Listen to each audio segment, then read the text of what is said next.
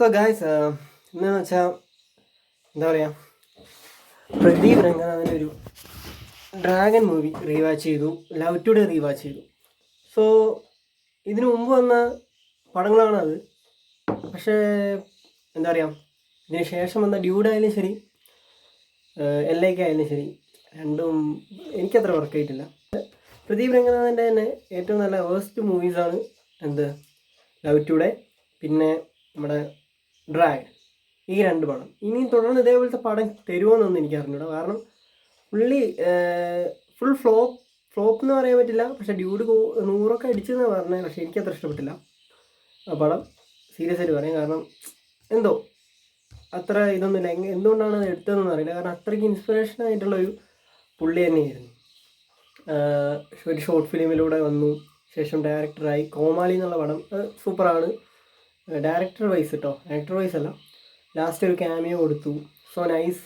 രവി മോഹൻ്റെ നല്ലൊരു എന്താ പറയുക, നല്ലൊരു പടമായിരുന്നു. ഞാൻ +1 പഠിക്കുമ്പോഴാണെന്ന് തോന്നുന്നു ആ സമയം റിലീസ് ചെയ്ത നല്ലൊരു പാട്ടും ഹിപ്പ് ഹോപ്പ് തമിഴിൻ്റെ എല്ലാം കൂടി ചേർന്നിട്ടുള്ളായിരുന്നു കോമാളി.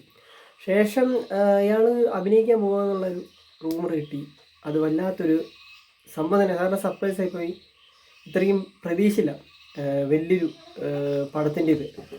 പക്ഷേ എങ്കിലും എന്നാൽ ലവ് ടുഡേ കണ്ടപ്പോൾ തന്നെ നൈസ്, സച്ച് എ നൈസ്, നല്ലൊരു എന്താ പറയുക, അത്രയ്ക്ക് നല്ലൊരു കഥ തന്നെയാണ്. പിന്നെ നല്ല എന്താ പറയുക, സ്ക്രീൻ പ്ലേ മൂവി. പക്ഷെ അതിന് കുറേ ഇൻഫർമേഷനാണ് അദ്ദേഹം തന്നത്. അതേപോലെ തന്നെ ഡ്രാഗൺ പക്ഷേ വേറൊരു ഡയറക്ടറിൻ്റെയാണ്. പക്ഷേ എങ്കിലും ഇയാൾ അഭിനയിച്ചുകൊണ്ട് പുള്ളിൻ്റെ ആ ഒരു അഭിനയം ഭയങ്കര പെർഫെക്റ്റ് ആയിരുന്നു. സോ നല്ല റീവാച്ചബിൾ, മസ്റ്റ് വർത്തായിട്ടുള്ളൊരു മൂവി തന്നെയാണ് ഈ രണ്ടും. പക്ഷേ അതിന് ശേഷം വന്ന ഡ്യൂഡ്, LAK, ഇതൊക്കെ എന്താ പറയുക, ഇതൊക്കെ ചെയ്യണ്ടോ എന്നുള്ള അറിയില്ല. പക്ഷേ എന്നാലും പുള്ളിയുടെ ആ ഒരു ഇത് പെർസ്പെക്റ്റീവ് വെച്ചിട്ടായിരിക്കും ചെയ്തിട്ടുണ്ടാവുക. പിന്നെ എന്ന് പറയുകയെന്ന് വെച്ചാൽ അദ്ദേഹത്തിൻ്റെ ലൈഫാണ്, മോട്ടിവേഷൻ ലൈഫ്. കാരണം ഇപ്പം എന്താണെന്ന് അറിഞ്ഞൂടാ. പക്ഷേ അതിന് മുമ്പ് കരിയർ സ്റ്റാർട്ട് ചെയ്ത ആ സമയം എന്തൊരു ഹാർഡ് വർക്ക് ചെയ്തു. സോ അവസാനം ഇവിടെ എത്തി. ബട്ട് പറയാനുള്ളതെന്ന് വെച്ചാൽ ഇനിയും നല്ല നല്ല പടങ്ങൾ ചെയ്യുക. കാരണം ഇൻസ്പിറേഷൻ ആയിട്ടുള്ള ലവ് ടുഡേയിലായാലും ശരി, കുറേ അധികം നമുക്ക് മോട്ടിവേഷൻ തരുന്നൊരു കുറേ സീൻസ് ഉണ്ട്. റിലേഷൻഷിപ്പ് ആയാലും ശരി, എന്തായാലും. പക്ഷേ ഡ്രാഗൺ വന്നപ്പോഴാണ് കുറച്ചും കൂടി ചിന്തിക്കാനുള്ളത്. കാരണം ലൈഫിൽ ഒരാൾ എന്താ പറയുക, ചതിയിലൂടെ ഏതൊരു കമ്പനി കയറി, ശേഷം അയാൾ അവിടുന്ന് അതിനുള്ള പ്രോബ്ലംസാണ് ഡ്രാഗണിൽ നമ്മൾ കണ്ടുകൊണ്ടിരുന്നത്.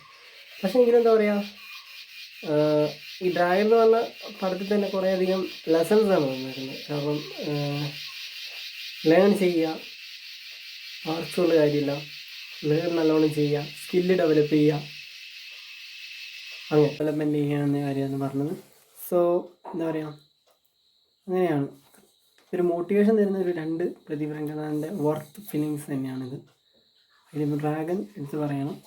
ഇനി വരുന്ന പടം എങ്ങനെയാണെന്ന് അറിയില്ല. പക്ഷേ ലൈഫ് ലോങ് ഒരു ഹാർഡ് വർക്ക്. കാരണം എത്ര ഫെയിലായാലും ഹാർഡ് വർക്കിലൂടെ കിട്ടുമെന്നുള്ളതാണ്. കാരണം ലാസ്റ്റ് ക്ലൈമാക്സ് വരുമ്പോൾ നായകൻ എല്ലാം വിട്ടു പോവുകയാണ്. കാരണം വീണ്ടും പഴയ തന്നെ തുടങ്ങുകയാണ്. സോ മറ്റുള്ളവർ അംഗീകരിക്കാൻ തുടങ്ങുന്നു. അങ്ങനെയൊക്കെയാണ് കഥ. സോ നമ്മളിപ്പോൾ ഏതൊരു ഇതിലാണെങ്കിലും നമ്മൾ സ്കിൽ ലേൺ ചെയ്യാന്നുള്ളൊരു എക്സാമ്പിൾ, പിന്നെ ഒരു മോട്ടിവേഷനും കൂടിയാണ് ഈ പടം നൽകുന്നത്. സോ 2 പടം മാത്രമാണ് ഇതുവരെ വന്നിട്ടുള്ളത്. സോ ഇനിയും LAK ശേഷം ഇതേപോലത്തെ പടം വരുമെന്ന് പ്രതീക്ഷിക്കുന്നു. So by.